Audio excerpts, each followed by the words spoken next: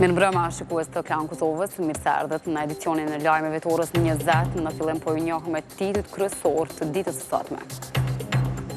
E gjithë bota demokratike i solli sot në përkrahje popullit francez pas sulmeve terroriste që ndodhen mbrëm, e kosovarët që sot ndezën qirin, nesër do të mbajnë zi me vendim të shpallur nga presidentja Atifeti Ahjaga.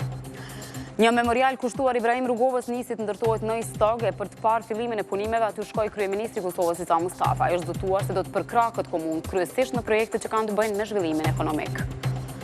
Sot u varros humoristi i njohur kosovar Ibrahim Krajkova Leci që vdiq mbrëm në moshën 58 vjeçare. Ai ishte i bërë i njohur nga projekti filmik Treshi për Sheshi, ndërsa ka qenë edhe pjesë e shumë projekteve tjera humoristike.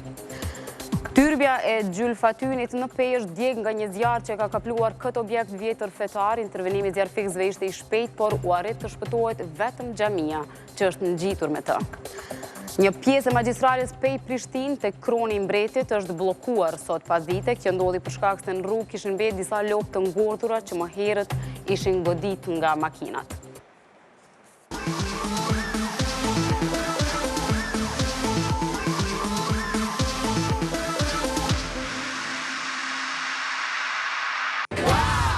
Gjeni dyshe Komodita Memory dhe fito dhuratë senzacionale në vlerë prej 171 euro. Komodita Home, ndjehu komod. Franca është sulmuar keq, por Kosova nuk po e konsideron veten të rrezikuar. Në fakt janë përgjegjësit e shtetit e sigurisë ata që po vlerësojnë se për momentin nuk ka kërcënim për qytetarët. E këta të fundit dhe njohësit e fushës së sigurisë po mendojnë ndryshe.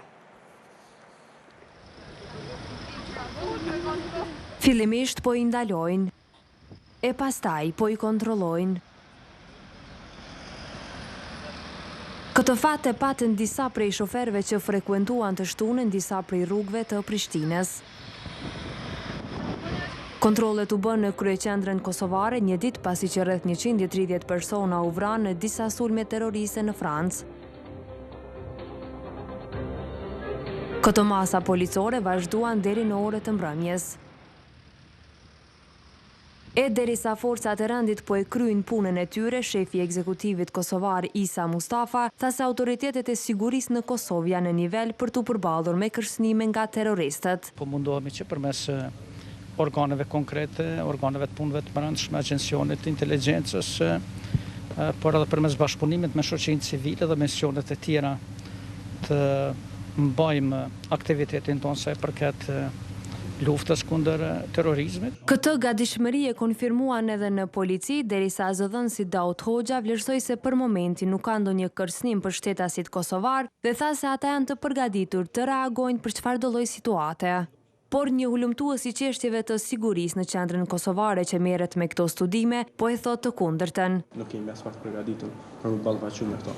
Për shembull, nëse qyrës reagim emergjent nuk mundën me reagu në momentin e dur, po ashtu edhe aspekti misionit qendror nuk kanë, kemi shumë pak rezerva, edhe shumë pak njerëz nga dëshmëri për me ballafaqur me një situatë tillë. Përteshi, Bile po thotë se pikërisht shtetet e Ballkanit janë më të rrezikuara atë shkaku i bashkëpunimit të dobët në fushën e sigurisë. E qytetarët po lutën që një gjë e tillë të mos ndodhë në Kosovë. Po s'kisha dashur më ndodhë, besoj që të ndodhë këtu. Ka mundësi, po besoj që s'kisha dashur, s'kisha pas dëshirë. Dikush tjetër është i mendimit se Kosova pikë së pari është rrezikuar nga vetvetja. Nga vetë politika e brendshme se mos tutet kush që sulmon Kosovën. Ndonjë huj. Por çka ndodhi në të vërtetë në Francë, pikërisht në ditën e cila njihet si dita ndërkombëtare e mirësisë, apo del se terroristët kanë zgjedhur që këtë të premtë ta bëjnë ditë të zezë.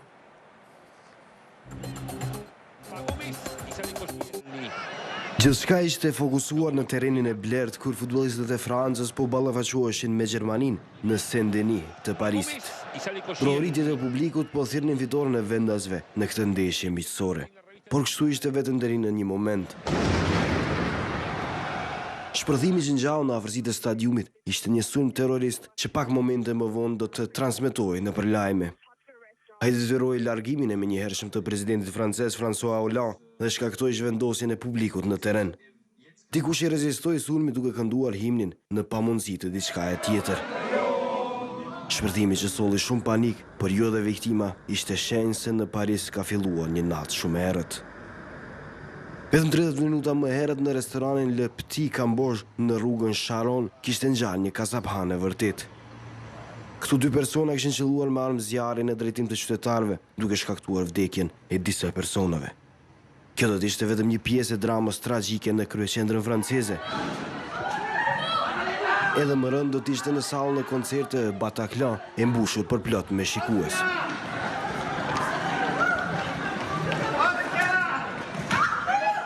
Këto pamje dëshmojnë tmerrin e kësaj mbrëmje.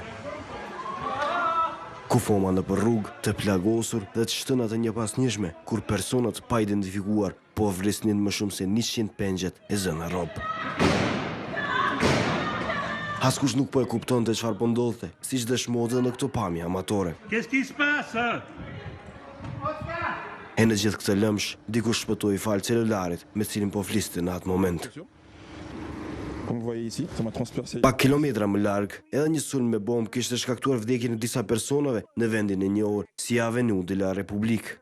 Kaosi total po zgjaste deri në momentin e parë kur presidenti francez François Hollande do të dilte para publikut dhe shpallte gjendje emergjente, duke mobilizuar edhe ushtrinë. Ky është një akt terrorist dhe prapa këtij akti qëndron Shteti Islamik. Pour tous les ennemis de l'islam. Et en particulier Mediat ndërkombëtare bën me dije se organizata e vetëquajtur Shteti Islamik e ka marrë përsipër këtë sulm. E autoritetet franceze, post që mobilizuan rradhat duke ruajtur objektet publike dhe të kultit, bën me dije se gjatë sulmeve humbën jetën 128 persona. Të vrarjen edhe 8 terroristë, cilët operuan në të premten e datës 13 që Franca do ta mbajë në mend gjatë kohë. Është vetë organizata e vetëquajtur Shteti Islamik, ajo që e ka marrë përgjegjësinë e sulmeve të mbrëmshme në Paris. Nëpërmes një komunikate zyrtare, grupi militanti i ISIS-it ka thënë se ato që ndodhen mbrëm ishin sulme vetvrasëse me bomba të lidhura në trup dhe armë automatike të organizuara me kujdes. Sipas ISIS, sulmet në Paris janë si kundër përgjigje për fyerjet që janë bërë profetit të Islamit dhe për sulmet ajrore në territorin e Shtetit Islamik. E në lidhje me masakrën që ndodhi në Paris, janë kryer disa arrestime në Bruxelles, operacioni që u krye në kryeqytetin belg, konfirmoi qeveria. Ndërkohë, forcat amerikane po besojnë se kanë vrarë liderin kryesor të ISIS-it në Libi.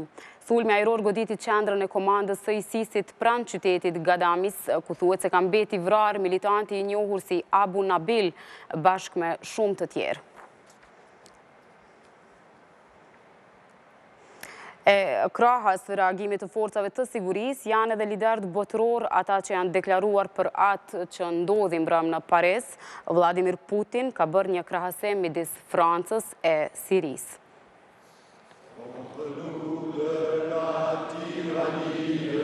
Në këtë formë, deputetët francezë po solidarizohen me viktimat e sulmit terrorist. Bashkë me kryeministrin, i gjithë parlamenti po këndon himnin për të nderuar të pafajshmit që u vranë mizorisht një natë më parë. Flamuri trengjyrësh ul në gjysmë shtize gjithandej nëpër Francë. Me popullin e këtij vendi u solidarizua gjithë bota demokratike. Aktin terrorist e dënoi SBA-ja, e cila nëpërmjet presidentit amerikan ofroi ndihmë. Jemi të gatshëm të ndihmojmë Francën në këto ditë të vështira. Ne Shtetet e Bashkuara të Amerikës e di mirë se çfarë është ballafaqimi me situata të tilla dhe popullin francez e kemi pasur afër vetës në ato ditë të vështira. Për krah Francës tha se do të qëndrojë edhe Gjermania. Pas nesh mbeti njëra prej netëve më të tmerrshme në të cilën po kalon Evropa tash një kohë. Njerëzit në Paris po e përjetojnë ankthje të dhunës, terror dhe frikë. Dhe sot doja t'ju thoja një gjë popullit francez. Ne në përgjithësi, miq të juaj gjerman, bashkë ndjejmë me juve. Ndërsa liderët e botës demokratike ofruan ndihmë, presidenti rus Vladimir Putin në letrën ngushëlluese u kujdes të porosit kolegun e tij François Hollande. Ajo që Franca po vuan nga sulmi i egër terrorist është ajo që populli sirian po kalon prej 5 vitesh tashmë.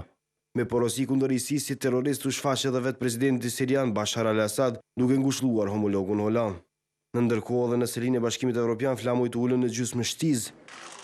Që shtunën në Vjenë u takuan edhe kryediplomatët amerikanë e Rus John Kerry dhe Sergej Lavrov, që thanë se nuk do të tolerojnë aktet terroriste. Kombëtarja gjermane ka mbrit në atë dhe pas natës së tmerrshme që ka përjetuar në Paris. Lojtarët pasi janë informuar rreth ngjarjeve, kishin vendosur të qëndrojnë në stadium. Si pjesë e kësaj skuadri ishte edhe futbollisti me priardhje shqiptare Shkodran Mustafi. Me të kthyer në Frankfurt, lojtarët janë deklaruar të jenë me fat që shpëtuan nga masakra. Në ndërkohë, derisa Franca ka shpall 3 ditë zije, dhimbje po ndjen edhe Kosova. Presidenti Atifet Jahjaga ka shpall të dielën si ditë solidarizimi me viktimat.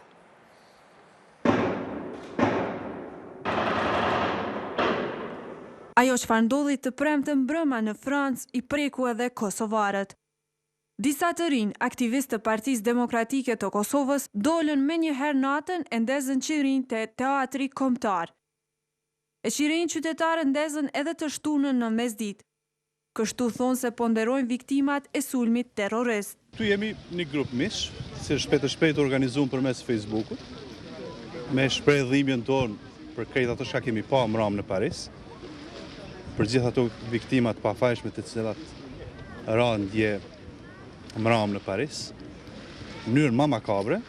Një aktiviste e shoqërisë civile po vlerëson se kosovarët duhet të mësojnë më shumë për terrorizmin. Duhet të ketë më shumë informacione, edhe ta dim se pa marrë parasysh çka ndodh në ndonjë vend botës, zgjidhja nuk është me dhunë, me hakmarrje, me vrasje të njerëzve të pafajshëm. Vizita për ngushëllim ju bën edhe ambasadorës franceze në Kosovë, Marius Davie. Te ajo qëndruan kryeparlamentari Kadri Veseli e ministri i punëve të brendshme Skënder Hyseni. Ndërkaq presidentja e Kosovës ka shpall të dielën ditë zije në nderim të 130 viktimave të sulmit terrorist në Francë. E ky solidarizim i kosovarëve për francezët po e bën ambasadoren të ndihet mirë. Unë jam krenare që Kosova dhe kosovarët që ndrojnë pranë nesh, që të luftojmë kundër terrorizmit bashkë me shtetin tim, francezët e qeverinë franceze. Ju faleminderit të gjithëve. Të premte në Francë në disa sulme të ndryshme terroriste, u vranë rreth 130 njerëz e shumë të tjerë u plagosën.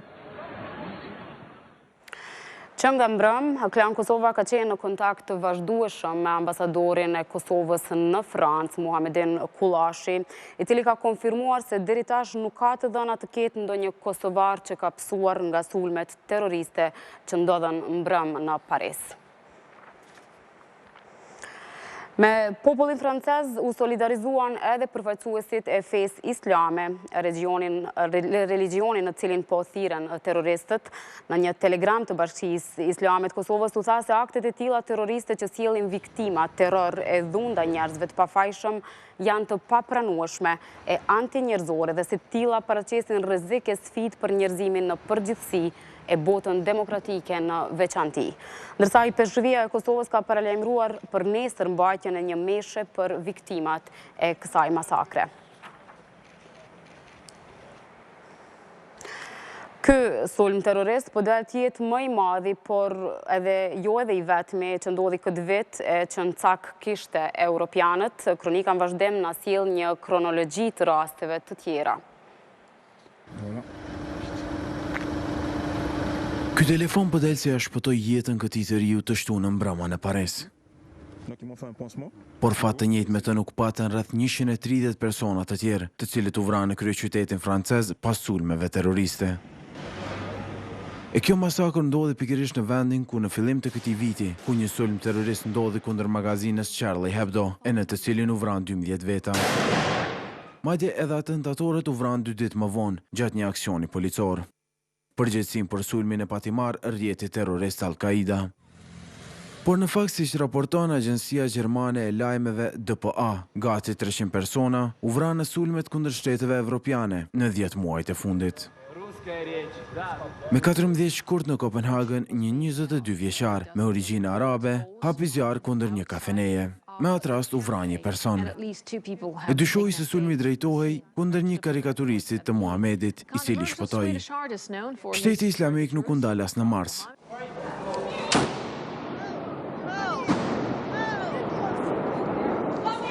Me 18 ati muaji në kryeqytetin e Tunizis Tunis, pas këtij aksioni u vran 21 njerëz, kryesisht turistë huaj. Vetëm 2 muaj më vonë me 26 qershor, në një plazh hoteli në qendrën turistike tuniziane, Sose, një 24 vjeçar që kishte lidhje me grupet radikale, vrau 38 turistë huaj. E një atentat fatal u parandalua me 21 gusht, kur një 25 vjeçar maroken u pengua nga udhëtarët e trenit Bruxelles-Paris, derisa po përpiqej të kryente një sulm. Por në të njëjtën mënyrë nuk arritën të veprojnë udhëtarët e aeroplanit Airbus A321. 224 pasagjerë humbën jetën me 31 tetor, pas një shpërthimi brenda avionit me të cilin po udhtonin. Përgjegjësinë për këtë sulm e pati marrë grupi islamist Ansar Beit al-Maqdis. E një ditë para sulmit të së premtës në Paris, policia italiane zbuloi e arrestoi një rrjet prej 16 personave, në mesin e të cilëve edhe kosovari Eldin Hoxha. Këta po dyshohen se planifikonin ta nxirrnin nga burgu një bashkëluftëtar të tyre. E në hijen e masakrës së mbrëmshme mbeti një rast tjetër tragjik që ndodhi në Francë, bëhet fjalë për vdekjen e të paktën 5 personave dhe lëndimin e 7 të tjerëve pasi një tren i shpejtësisë së madhe ka dalë nga shinat dhe ka rënë në lum këtë pasdite në Strasburg. Deri më tani ky aksident nuk ka lidhje direkte me sulmet terroriste. E një ngjarje jo e zakontë ngjau edhe në Prishtinë të shtunën, një person që doli të jetë i sëmur mental, ka maltretuar dhe rrahu shumë femra tek rruga George Bush. Është dashur intervenimi i shumë qytetarëve që ai të ndalet. Policia vetëm për pak orë mbajti atë në stacion dhe me urdhër të prokurorit e la të lirë. Nga kjo anë e rrugës George Bush në kryeqytet, bujar si Arina pa diçka jo të zakonshme. Sipas tij, një person në mesditën e së shtunës sulmonte çdo femër që po kalonte. Njëri gjatë me truk, i mrël, i pesh në fytyrë, saqme i rreke femna shuvlaka, me thik ju bëj këtër, edhe shkon në masnej, mi da, me nxjerr nalë, tani erdhën policia. Sipas këtij dëshmitari, u deshte angazhimi i shumë personave që ta ndalnin sulmuesin që të mos i rrihte femrat. Në ekstrem i fort, vëlla, në ekstrem, me nxjerrje në nal, në ekstrem i fort. Por sipas policisë, personi me inicialet BM, i cili sulmonte kalimtarët në qytet, është i sëmur psikik. Bëhet fjalë për një person me probleme mentale. Posedonte në dorë 2 mjete të mprehta thika, të cilat edhe janë konfiskuar dhe i njëjti është shoqëruar në stacionin policor. Por sulmuesi nuk u mbajt në polici. Policia e Kosovës ka ndërmarrë të gjitha veprimet hetimore dhe në konsultim me prokurorin ka marrë vendim që ai të lirohet në procedurë të rregullt. Ky veprim i organeve të rendit nuk do duhet të ndodhte sipas drejtorit të qendrës për shëndetin mendor në Prishtinë. Për mua gabimi më i madh është nëse një njeriu gjendet në rrugë, zihet në rrugë, i armatosun edhe i torturon qytetarët, të intervistohet, të mirën armët edhe të lirohet. Sipas tij, pasi që i njëjti person ka gjasa që përsëri të sulmojë qytetarët, ai edhe sipas ligjit për shëndetin mendor, është dashur që të dërgohet në klinikën e psikiatrisë për qëndrim e jo të lirohet. Tani do të flasim për njërin nga humoristët e grupit të njohur Treshi për Sheshi, Ibrahim Krajkova, i njohur si Leci, ka ndruar jetë. Miqtë e tij patën fjalë të mira për humoristin, i cili ishte i njohur për gjithë kosovarët. Pak kush nuk ka dëgjuar për Treshi për Sheshin e nuk e ka parë atë. Ai është çomili, e kënej, është rafsini. Të shtunën njëri nga 3 humoristët u nda nga jeta. Ibrahim Krajkova, i njohur si Leci, ndoroi jetë. Leci kishte lindur më 3 prill të vitit 1948, ndërsa karrierën e tij si humorist e kishte filluar nga mosha e hershme.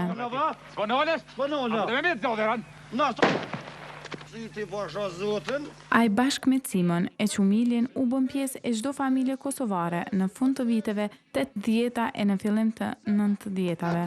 Janë na betue, sot jem gjallë, kemi me uartue. Treshi për Sheshi. Leci Cima, edhe qëmili. Këta kanë qenë cilët e kanë mojtë humorin para lufte, bukur edhe mas lufte. Treshja e njohur, përveç që ishin pjesë e xhirimeve të shumta, kishin edhe miqësi të mirë mes vete. Më ka vdek shoku më i ngushtë, jo vetëm i xhirimeve, po edhe shok familjar, sepse dhe më thonë, familja ti na kemi shku së bashku gjithë të njetën, edhe pa qenë humoristaj edhe une, dhe më thonë, e mi kon shuk edhe para se me gjiru skeqe. Lecin e kom shok tjetës. Për më shumë se 20 vjet, Ibrahim Krajkova ishte pjesë e estradës së Kosovës. Leci edhe pse ka vdek, veprat nuk i vdesin. Humorët e tij nuk kanë me vdek. E tash shtiro me emitu Lecin. Edhe ditët e fundit të jetës, Ibrahim Krajkova i kaloi me shumë miq afër vetës. Jena mundu minet afër, mas i ka ardhur nga spitali, smundja ke më vështirë se e pa përballoshme ke. Për ta nderuar humoristin, ashtu siç e do zakoni, të shtunën në shtëpinë e Ibrahim Krajkovët u pretën shumë musafer. Po këtë ditë, rreth orës 16, shumë familjar e miq u mblodhen tek varrezat e kryeqytetit për t'i dhënë edhe lamtumirën e fundit humoristit e aktorit të njohur.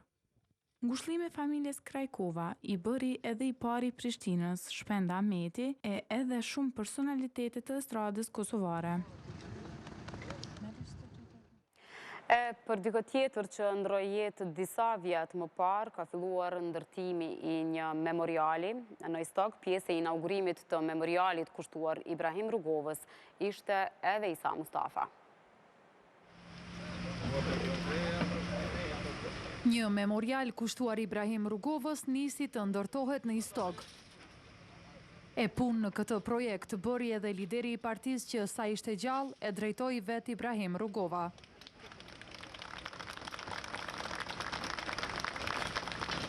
Derisa u shoqërua nga kryetari i Stogut Haki Rugova e i biri Ibrahim Rugovës pendimi, Isa Mustafa tha se institucionet kosovare duhet gjithmonë të kujtojnë, siç e quajtja i presidentin historik të Kosovës. Është fjala për nderimin e një njeriu shumë të madh, presidentit parë të Republikës Kosovës, njeriu që ka dhënë shumë për shtetin e Kosovës dhe për emrin e cilit lidhen shumë suksese që Kosova i ka arritur gjatë kësaj periudhe. Me gjithë këtë, vetë Mustafa, derisa qeverisi me komunën e Prishtinës, nuk arriti të finalizoj punimet në kompleksin e varezave në Velani të Prishtinës, ku gjendet edhe vari Ibrahim Rugovës. Për ngecjen e punimeve, a i faj një lë dikuj tjetër. Kemi kompani cilat janë të papërgjithshme, cilat nuk po bëjnë punën e tyre, cilat po lidhin kontratë dhe pastaj cilat po krijojnë probleme edhe ligjore përderisa kontratat po realizohen. E para se të vihej gur themeli i memorialit, Mustafa u takua me të parin e kësaj komune. Përderisa ky po e zhvillonte këtë takim me Haki Rugovën, jashtë sallës, atë po e prisnin sigurimi i tij të pajisur me ombrella. Kryetari i Stogut shfrytëzoi takimin e së shtunës për ta njoftuar kryeministrin me telashe që ka komuna që ai e drejton. Biseduam për probleme që ka komuna, të them probleme që ka komuna, por edhe për realizimin e projekteve, fazat e projekte të ndryshme mbrana këtij viti me një korreksi të përbashkët në mënyrë që të vazhdojmë edhe në të ardhmen në bashkëpunimin e niveleve lokale dhe nivelit qendror. Isa Mustafa u zotua se do ta përkrahë këtë komunë, kryesisht në projektet që kanë të bëjnë me zhvillimin ekonomik të kësaj ane. Presidenti e Kosovës, Atifeti Ahjaga, e cila po qëndron në Amerikë, ka takuar zëvendës ndim sekretarin e shtetit Hojt Ji. Sipas një kumtese nga presidenca, Ji ka dënuar përdorimin e dhunës në kuvendin e Kosovës dhe ka ftuar palë që të gjejë një zgjidhje për te kalimin e blokadës përmes dialogut dhe mirëkuptimit. Presidenti Ahjaga ka informuar zëvendës ndim sekretarin e shtetit Ji se ajo ka referuar parimet e asociacionit në gjykatën kushtetuese pas konsultimeve me partitë politike për të kërkuar interpretim të përputhshmërisë së parimeve të asociacionit me Kushtetutën e Kosovës. Sipas një komunikati të presidencës, Ahjaga ka theksuar se Kosova mbetet e përkushtuar në dialogun në mes Kosovës e Serbisë për normalizimin e marrëdhënieve në mes të dyja vendeve, me fokus në implementimin e marrëveshjeve të nënshkruara në ndërmjetësimin e BE-s si kusht i përparimit drejt Bashkimit Evropian. Deputetja e lëvizjes vetëvendosje Albulena Haxhiu ka vendosur që të mos I përgjigjet ftesës së prokurorit të shtetit për intervistim në lidhje me ngjarjet në kuvendin e Kosovës. Pas hedhjes së gazit lotcjellës në ambientet e kuvendit, prokuroria I ka bërë ftesë ndër të tjerë edhe Albulena Haxhiut për intervistim. Por deputetja, sikur edhe të tjerët, ka vendosur që të mos I përgjigjet kësaj ftese, sepse sipas saj, veprimet e ndërmarrja janë politike dhe nuk kanë lidhje me drejtësinë. Ajo ftesën e prokurorisë ka cilësuar si tentim për të shuar zërat kundërthënës në lidhje me marrëveshjet e dëmshme për Kosovën.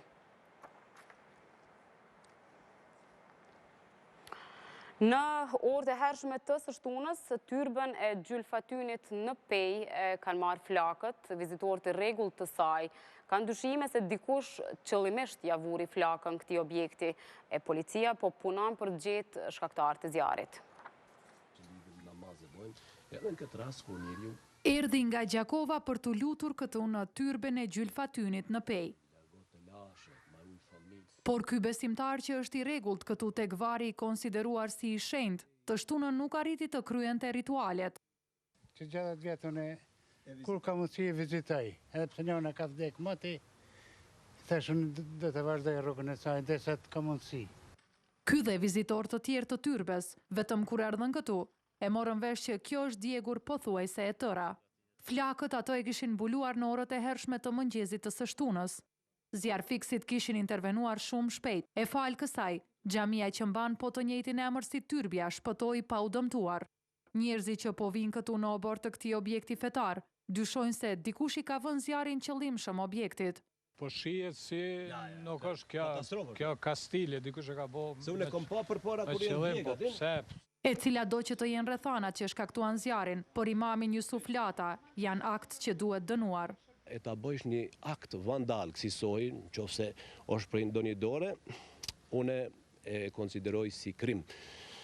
Megjithatë, dyshimet se si erdhi deri te djegja e tyrbes ka gjas të qartësohen, pasi policia të ketë kryer punën e saj. Zyrtari për informimi policisë së Pejës, Gjevat Ibraj, I tha Klan Kosovës përmes telefonit se hetuesit po punojnë që t'i evidentojnë shkaktarët e zjarrit. Ky vari shenjtë I gruas me emrin Gjylfatin, që besimtarët e konsiderojnë si grua besnike e të dinjitetshme, është I vjetër 450 vjet, po aq sa është edhe kjo xhami me të njëjtin emër, brenda së cilës ka edhe vare të tjera të personaliteteve turke të asaj kohe. Edhe xhami. Ministri për Komunitetet dhe Kthim, Dalibor Jeftić, ka kërkuar të serbët e Kosovës të mos I shesin pronat e tyre. Jeftić ka deklaruar se populli serb në Kosovë duhet të qëndrojë në unitet dhe I bashkuar. Vetëm duke qëndruar bashkë, mund të mbrojmë të ardhmen e popullit serb në këtë hapësirë, ka deklaruar Jeftić, derisa ka marrë pjesë në një liturgji në një manastir të Zoçishte në afër Ahovecit. A ka thënë se në këtë vend deri në vitin 1999 ka pas 350 serb dhe 56 familje serbe e shpërngulurit, sipas tij nuk po kthehen nga se kanë frikë për sigurinë e tyre. Në magjistralen Prishtinë-Pej, saktësisht të vendi I quajtur Kroni I Mretit, ka ndodhur një aksident zinxhiror në cilin janë përfshirë disa automjete dhe disa lopë. 5 lopë kanë mbetur të ngordhura në rrugë dhe disa vetura e një autobus është aksidentuar. Kjo ka shkaktuar kolonë të gjatë automjeteve në orët e pasditës në këtë aks rrugor. Policia ka ndalë në vendin e ngjarjes, gjithashtu njoftohet edhe për disa persona që kanë marrë lëndime të lehta. Kolona gjatë ditës janë krijuar edhe në magjistralen Prishtinë-Ferizaj, por këtu jo për shkak të ndonjë aksidenti, por për shkak të punimeve që po bëhen në autostradën që shpije drejt Hanit të Elezit. Krejt në fund do të shohim se si pianisti David Martello solli një moment qetësimi në Paris kur jashtë sallës së koncerteve Bataclan luajti këngën legjendare Imagine në piano. Tingujt e kësaj kënge për një çast I bëri parisianët të imagjinojnë një botë pa sulme që ndodhen një natë më parë. Martello ka luajtur këtë këngë edhe pas sulmeve të Charlie Hebdo, si dhe protest Majdan në Ukrainë, në sheshin Taksim në Stamboll, si dhe në Afganistan.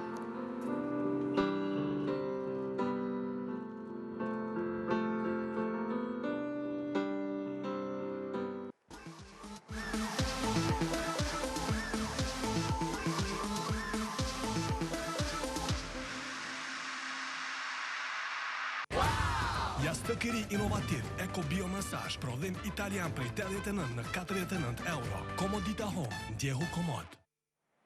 E në fund, po ju kujtoj 2 nga titujt kryesor të këtij edicioni. E gjithë bota demokratike i doli sot në përkrahje popullit francez pas sulmeve terroriste që ndodhen në Brëm, e kosovarë që sot ndezën qirinj, nesër do të mbajnë zi me vendim të shpallur nga presidentja Atifetja Hjaga. Një memorial kushtuar Ibrahim Rugovës nisi të ndërtohet në Istage për të parë fillimin e punimeve, aty shkoi kryeministri i Kosovës Isa Mustafa. Ai është zëtuar se do të përkrahë këtë komunë kryesisht në projekte që kanë të bëjnë me zhvillimin ekonomik. Të nderuar shikues, ishin këto të gjitha materialet përgatitura nga Desko Informativ i Klan Kosovës. Edicioni i ardhshëm i lajmeve ju pret në orën 23. Mirupafshim.